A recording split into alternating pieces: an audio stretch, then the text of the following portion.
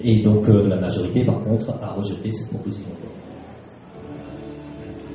Alors, vous voyez bien que tous ces accords ont été signés au niveau international et à aucun moment, ça n'a fait l'objet d'un débat. La seule fois où il y a eu débat, c'est quand il était question du traité de la Constitution européenne. Bon, on voit bien comment cette Constitution, ce que ça a donné. Hein. Elle a été rejetée par les peuples, non pas parce qu'ils refusaient la construction, mais justement à cause de l'orientation très libérale de cette Constitution. Voilà. Les peuples, quelques peuples, notamment les Français, ont rejeté ça par la porte, et puis elle revenait d'une autre façon par la fenêtre. Et donc toutes ces décisions sont prises dans des sphères qui échappent totalement à tout contrôle démocratique. Ceux qui décident actuellement ne sont pas des gens qui sont porteurs, qui représentent la population. Alors en France, la volonté de mettre en œuvre donc, ces politiques néolibérales est vraiment manifeste et bon, ça ne date pas d'hier. Hein. Si on se réfère par exemple à l'éducation, il y a eu dès 1998 le rapport Attali sur l'instauration de l'économie de la connaissance. 1998. Ensuite, il y a eu le rapport Blanchet sur le métier de chef d'établissement. 1998 aussi. Ensuite, le rapport Mieux gérer, mieux éduquer, mieux réussir, donc il date de 1999. Et donc, dont le rapporteur, c'était déjà, c'est un nom que vous connaissez peut-être, le sénateur Jean-Claude Carle, puisque bon, il est à l'origine d'une nouvelle loi qui s'appelle la loi Carle sur le financement avec des fonds publics de l'école privée. Ensuite, en 2003 et 2004, il y a eu le grand débat sur l'avenir de l'école, mais bon, là, enfin, un débat. Les gens étaient invités effectivement à débattre de toutes ces questions. Et puis ensuite, il y a eu la synthèse qui a donné lieu au rapport Tello. Et le rapport Tello, comme par hasard, sa conclusion, c'était il faut absolument libéraliser. Ça m'étonnerait. Enfin, moi, j'ai participé à l'époque à 3 réunions. Il n'en était question dans aucune. J'ai lu un certain nombre de comptes rendus de réunions qui s'étaient faites à l'époque, dans le cadre de ce grand débat sur l'avenir de l'école. J'en ai eu plusieurs des rapports et je me demande bien comment la synthèse a pu être que, voilà, il faut libéraliser. Bon, ben, ce rapport Tello, ça a donné la loi d'orientation proposée par François Fillon en 2005 et on a eu dans la foulée le rapport de la commission Pochard chargé de moderniser la condition des enseignants. Et donc, si on fait un petit parallèle, je ne sais pas si vous avez suivi les informations là hier, donc sur le job dating qui se met en place. Le job dating, c'est recrutement éclair par l'intermédiaire de Pôle emploi.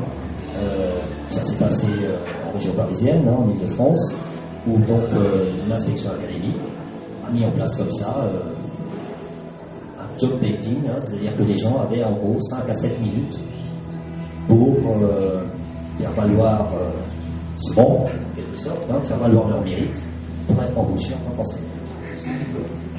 Ah ben non, là par exemple, j'ai l'occasion par exemple de voir, là il y a un type qui était trader dans une banque, qui a été viré, ça y est, il a été embauché hier en tant que prof d'économie. Voilà. Alors, en fait, 2007, donc l'avènement de Nicolas Sarkozy au pouvoir, ça n'a pas été, ça n'a fait que prolonger et accélérer donc tout un processus qui était déjà en cours depuis pas mal de temps. Alors en France, effectivement, ça a donné, vous avez entendu parler, c'était la révision générale des politiques publiques, RGPP. Et donc cette RGPP, c'est la façon de mettre ça en application en France, et elle sert en fait de point d'appui et de levier pour la mise en place de toutes ces réformes. En même temps, elle s'appuie sur la fameuse LOLF, loi d'orientation sur les lois de finances. Voilà, donc depuis 2007, effectivement, tout a été mis en œuvre pour faire reculer l'offre publique en matière de services d'éducation.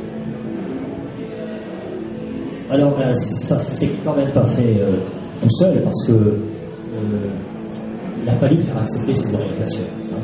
Et pour ça, petite citation de Renaud Dutrailly. C'est pas quelque chose qu'il a annoncé à l'opinion publique, hein. C'était une confidence qu'il a faite lors d'une conférence à la Fondation Concorde.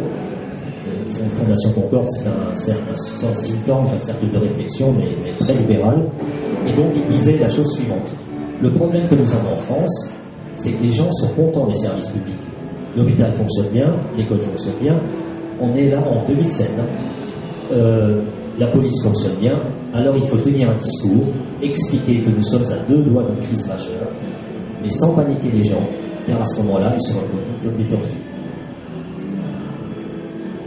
Donc, alors cette frénésie de déconstruction, déconstruction donc, des services qui est exprimée par la Commission européenne, eh bien, ça y est, j'ai perdu le fil, excusez-moi. Oui, donc elle s'appuie essentiellement sur donc une volonté de réduire ces services de façon à les rendre insuffisants en personnel et en activité.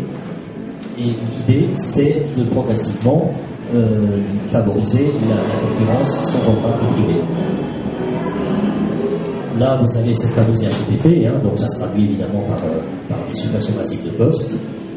Au niveau de l'éducation de l'école, hein, c'est la disparition des RAZ, c'est la réduction du temps scolaire, c'est les programmes que Luc Ferry, donc, qui était le précédent ministre, était pourtant pas de gauche, mais il avait qualifié ça de populisme scolaire.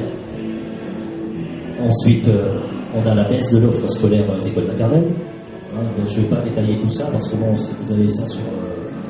c'est expliqué sur les panneaux, sur l'exposition qui est en bas. Vous avez la baisse de formation des enseignants. Donc le tout en parallèle avec des mesures donc, qui favorisent le secteur privé. Là, il y a les contrats d'association qui permettent aux collectivités locales de financer finalement autant qu'elles veulent le fonctionnement des écoles privées. Vous avez la loi Carle donc, qui oblige les communes à financer la scolarité dans le privé dans un certain nombre de situations, dès lors que les gens font le choix de l'inscription dans le privé.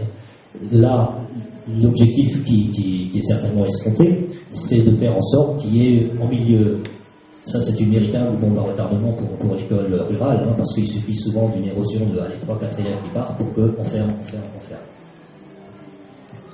Voilà, ensuite, dans la même logique, il y a les internats d'excellence, la création des jardins d'éveil, qui sont également des structures privées.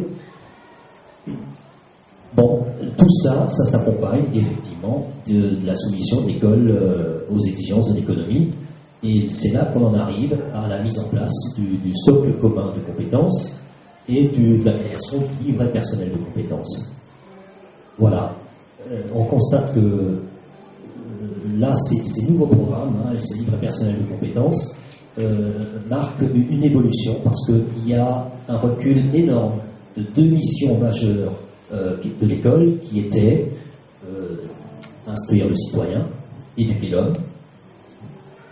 Ça, c'était des missions que l'école s'était toujours données, avec une 3e mission qui est celle de former évidemment le travailleur. Hein, mais on sent très nettement dans ces nouveaux programmes et dans ce livret personnel de compétences un recul de ces 2 missions de l'école au profit de la seule préparation du travailleur, donc en faveur de l'économie. Voilà, alors par rapport à ça, ce qui nous inquiète, c'est le débat qu'on a eu avant avec Roland Drong concernant la traçabilité. Il y a de plus en plus d'applications numériques qui se mettent en place, des fichiers informatiques, et on a la volonté de détecter de façon précoce les comportements qui sont déviants.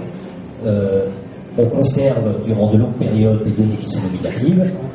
Ça laisse à penser que l'école pourra fournir aux entreprises des outils de plus en plus sophistiqués pour leur permettre de procéder à des sélections.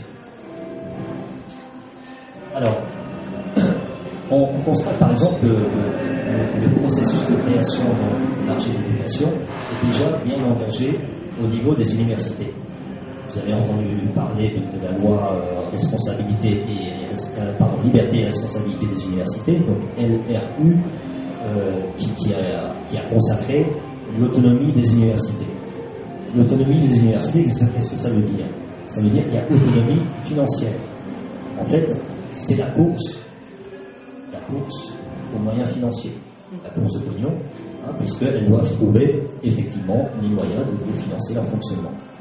Et donc, évidemment, ça s'effectue avec des partenariats avec les entreprises privées, mais l'autonomie, elle s'arrête là, parce que du coup, il n'y a plus d'autonomie en matière d'éducation, en matière de recherche. Ce sont les financeurs qui décident, vous allez financer, vous allez effectuer vos recherches dans tel lieu ou dans tel autre. Alors, un petit exemple par rapport à ça. Sanofi Aventis, donc est membre de la fondation de l'université d'Auvergne. Ils ont mis sur pied donc un module de formation qui concerne donc les étudiants en médecine. Et alors c'est clairement dit annoncé dans leur comment on appelle ça, dans leur plaquette de participation à cette fondation. Il y a marqué là-dedans renforcer l'attractivité de l'industrie pharmaceutique vis-à-vis des jeunes médecins et faire connaître Sanofi Aventis. Alors, cette loi liberté et responsabilité des universités est déjà, dans les rangs de la majorité, annoncée comme insuffisante. Vous voyez, on est dans le processus. C'est-à-dire, on définit une étape, et puis il y en a une autre, et puis il y en a une autre, et puis il y en a une autre. Il faut que les entreprises universitaires, parce qu'on en parle d'entreprises universitaires, soient davantage engagées dans la concurrence. Donc, et pour ça, pour être concurrentiel, qu'est-ce qui va se passer, il va falloir trouver de nouveaux moyens. Il faut aussi probablement être sélectif à l'entrée, puisque c'est les performances qui comptent, donc forcément sélection à l'entrée, et probablement trouver des ressources du côté des étudiants. Par rapport à ça, on a l'exemple de la Grande-Bretagne, où les droits d'inscription actuellement s'échelonnent annuellement entre 9 000 et 11 000 euros par an. Ça sélectionne le public. Voilà. Alors d'autres mesures comme la suppression de la carte scolaire ou la mise en place d'évaluation, c'est des outils qui se mettent en place progressivement, mais on sent bien que très rapidement on va vers la concurrence des établissements. Il y a déjà au niveau des lycées des classements qui sont établis, qui sont publiés annuellement. Donc on prépare effectivement le marché de l'éducation. Pour l'instant, le primaire et le secondaire en sont encore préservés, mais je pense que par rapport à ça, prochaine législature, on y aura probablement. Alors, ce qui s'est mis en place aussi, c'est donc la suppression de la formation des enseignants. Et là, il y a ça à mettre en parallèle avec une proposition de loi qui a été faite par Jean-François Mancel, donc député UMP, qui concerne le statut de la fonction publique. Statut de la fonction publique, donc voilà, proposition de loi qui a été déposée dernièrement, on n'a pas encore été débattu, qui est de limiter ce statut au seul service des impôts, de la police, et donc impôts, police, et j'en oublie un, la justice.